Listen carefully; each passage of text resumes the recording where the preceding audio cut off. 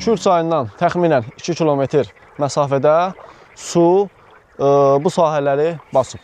Və budur, o gördüyünüz bayaq söz açdığımız qoruyucu bəndə yaxınlaşırıq, sahilə deyək də. Həqiqətən o bənd olmasaydı, bütün kənd sulara qərq olardı.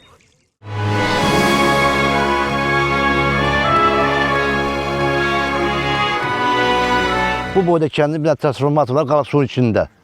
Bu transformatordur. Görürsünüz? Bu 6000'lik tok girir bu transformatora 250 volt çıxır. Bu suyun içindədir. Bu partlasa, bu...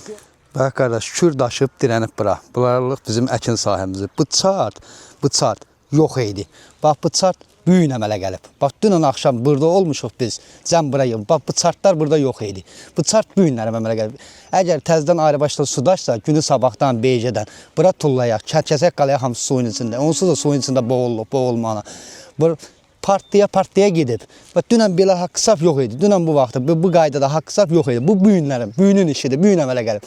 Ayrı başdan təzədən su daşsa, istəyir günü bu gündən. Su daşsa bura tullayaq.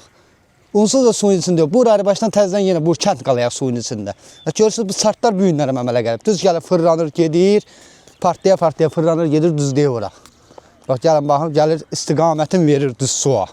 Partiya buradan gedir istiqamətin verir. Yəni bu çart bu gün əmələ gəlib. Dünənin işi deyil, bu gündən əmələ gəlib.